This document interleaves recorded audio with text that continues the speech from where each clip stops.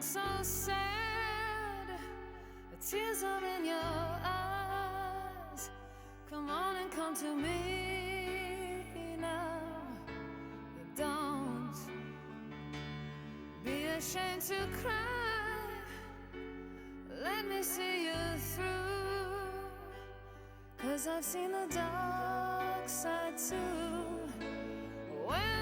Where that sits legally is something that we're seeking advice on. In 2019, the government came under fire after directing courts to lock up more children, so it did a backflip after offenders as young as 10 were kept in temporary watch houses. But last year, it ripped those laws up. Our breach of bail laws are broken and they need urgent repair. Labor insists youth crime has reduced by 30% across the state in the past 10 years, but says crimes committed by repeat offenders have increased. I call them the hard nuts, a very small cohort who are actually committing more crime. I was 14. The one thing I remember was signing for Manchester United. I think the only thing that probably worried me as a kid was if I was going to be a professional footballer or not. I have amazing parents that have always supported me doing something that I love.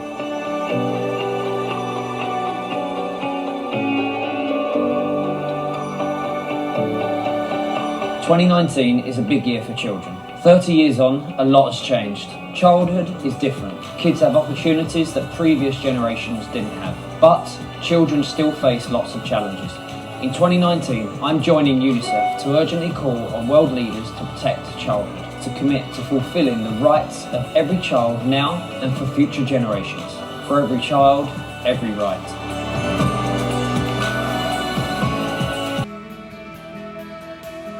Communities heal individuals. It's not about services, it's not about the government, it's about the community, and that's what we're creating, a community for our family. The shift in the department over time has been that parents have been able to shape their own destiny. There's a lot more focus on restoration, that parents can be parents of their children once again. A 17-year-old is appearing in a children's court in Brisbane today, charged with 2 counts of murder. He's accused of killing 2 pedestrians, including a pregnant woman, in a shocking hit-run crash.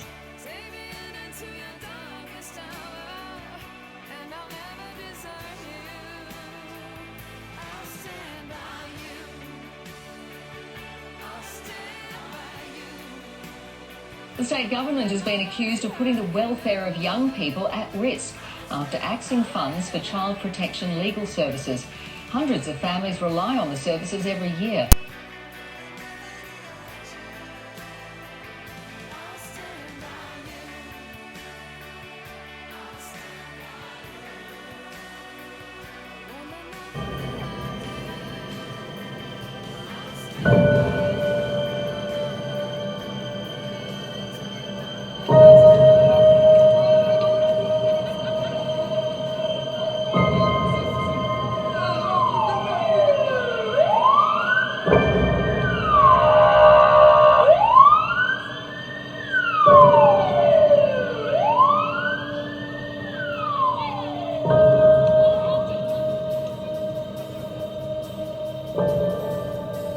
Grieving families are calling for change so others don't have to feel their pain.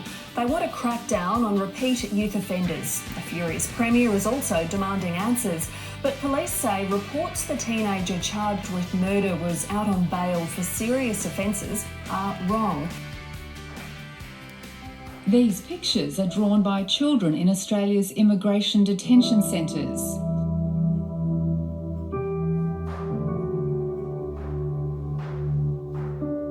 These kids feel, to me, like they've been through a mincing machine. You know, they've had one traumatic event after another.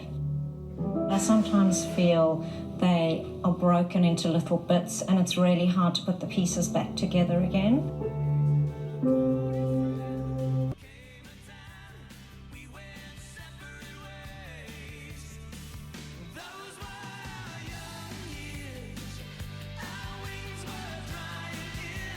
Community wants answers, and I want answers. Last year, Labor tightened youth laws to ensure if an alleged offender was deemed to be a danger to the community, they must be denied bail. So there's questions that need to be asked about why those laws weren't adhered to. But police say the teenage driver was not out on bail, despite widespread media reports.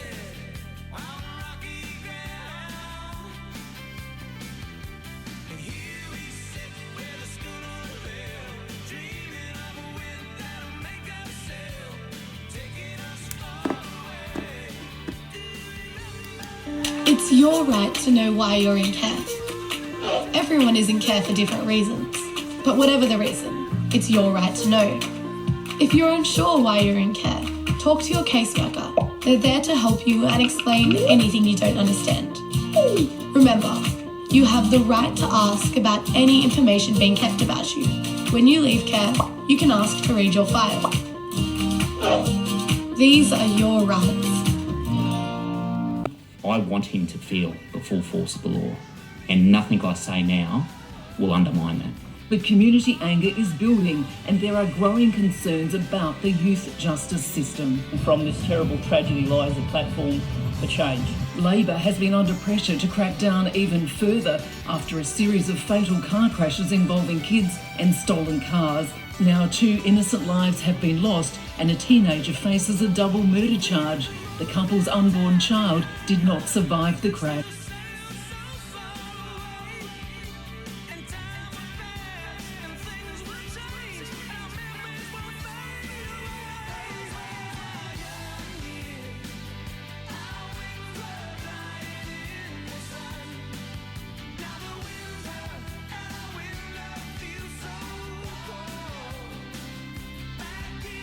Because he is an important part of my life. I wouldn't be here without him. I want to look in his face, or at least look at a picture of him, and I know that I'm going to see myself. I look in the mirror and I don't know who I look like. Secrets are like landmines, they can go off at any time. 2/3 of young people who were conceived through sperm donation believe they have the right to know who their fathers are. Until I was 20 years old, the only thing I knew about my biological father was that he was blonde with blue eyes and he had a college degree. My sister and I set out on a quest to see if we could find anything more about the man who made us and the 500 or 1,000 half-siblings that I have. There's definitely an element of baby buying, baby selling. I have seen the effects on young people who realize that they are the result of a commodification. Donor number is 81, and that's basically all I know about him. Nobody has the right to withhold significant personal information about a person from that person. There really is a growing community of people who are making their voices heard, and they're angry about what's been done to them, and they want to stop it for future generations. If we're going to have these technologies, then they need to work first and foremost for the people that they directly affect, the children who are being born. I thought, wow, I'm one of the first produced by science and not sex. Should we be conceiving children in the first place who will be deliberately denied the ability to know and be known by their father? It's quite possible to be grateful for your life and question aspects of your conception. I want to know that story. I want my children to know where they came from. And if I don't find him, it won't be because I didn't look for him.